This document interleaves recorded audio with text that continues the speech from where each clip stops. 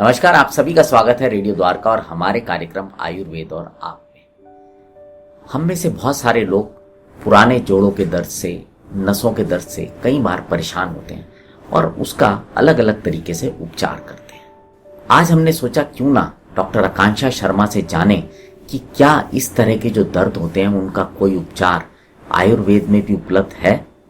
Doctor आकांक्षा, आपका स्वागत है रेडियो द्वारका में। नमस्कार डॉक्टर आकांक्षा, क्या जो पुराने जोड़ों के दर्द होते हैं, नसों के दर्द होते हैं, क्या इनका कोई उपचार आयुर्वेद में उपलब्ध है? दर्द जीवन की एक नॉर्मल लेकिन एक पेनफुल ट्रुथ है, एक कष्टदायक सच्चाई है। चाहे दर्द कहीं का भी क्यों ना हो, जोड़ों का दर्द हो, मांसपेशियों का दर्द हो, सिर दर्द हो, हर एक व्यक्ति अपने जीवन में कभी ना कभी तो इस स्थिति का सामना जरूर करता है। अब उस दर्द के निराकरण के लिए आपके पास मॉडर्न मेडिसिन में पेन किलर्स वेरियस टाइप की मार्केट में उपलब्ध होती हैं, लेकिन उनका कहीं ना कहीं आकर के हमें साइड इफेक्ट्स जरूर देखने को मिलते हैं। तो क्यों ना इसका एक बेटर ऑप्शन, एक अच्छा अल्टरनेटिव आयुर्वेद के माध्यम से खोजा जाए।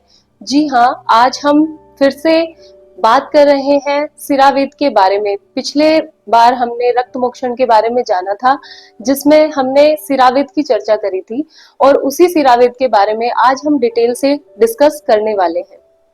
तो क्या है सिरावेद? सिरावेद बेसिकली एक पंचकर्म चिकित्सा का ही भाग, रक्त मोक्षण उसी का ही एक पार्ट माना गया है सिरावेद।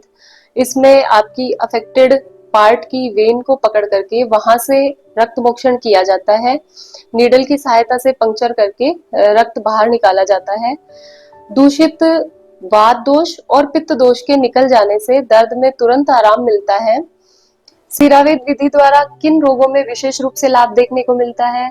तो पेन की विभिन्न सिचुएशंस में सिरावेद में लाभ देखने को मिलता है, जैसे कि आपकी संधिगत वात हो गई, जॉइंट पेन, आपके नर्व कंप्रेशन से रिलेटेड पेन हो, मांसपेशियों के खिंचाव से रिलेटेड पेन हो, या त्वचा रोगों में जहां पर इचिंग के साथ पेन हो, ऐसी सिचुएशंस में, या माइग्रेन और शिरस्त्रूल जो हमारा बोला गया है हेडेक, उनमें भी बहुत अच्छा लाभ देखने को मिलता है। सिरावेद कैसे काम करता है? तो इस प्रक्रिया के दौरान जो प्रशिक्षित आयुर्वेद चिकित्सक है वो आपके ब्लड प्रेशर और उसके साथ साथ कुछ नेसेसरी टेस्ट करवाते हैं। इसके बाद में अफेक्टेड वेन को पंक्चर करके ब्लड निकाला जाता है, जिसमें आपके पहले भी डिस्कशन हो चुका है कि सबसे हल्की वात होने के कारण सबसे पहले वात दोष बाहर निकलता है, इसके बाद में विशिएटेड पित्त दोष बाहर निकलता है, और इसी के साथ साथ इंस्टेंट रिलीफ देखने को मिलता है। तो सिरावेद मेनली किन रोगों पर विशेष रूप से काम करता है? तो फर्स्ट, जितने भी पेन रिलेटेड सिम्टम्स हैं उनमें सिरावेद से इंस्टेंट रिलीफ देखने को मिलता है। जोड़ों की जकड़ाहट है, संधियों की, मांसपेशियों की जो खिंचाव की स्थिति है उसमें रिलीफ देखने को मिलता है। इम्प्योरिटीज शरीर की दूर होती हैं और आपकी जो मेडिसिन पे डिपेंडेंसी है वो भी धीरे धीरे करके कम होने लग जाती है। तो अब ये बात आती है कि हमें इस दौरान क्या सावधानियां रखनी चाहिए। तो इस बारे में हम पहले भी डिस्कस कर चुके हैं कि हाइजीन पर विशेष फोकस होना चाहिए, स्टरलाइजेशन पर विशेष फोकस होना चाहिए।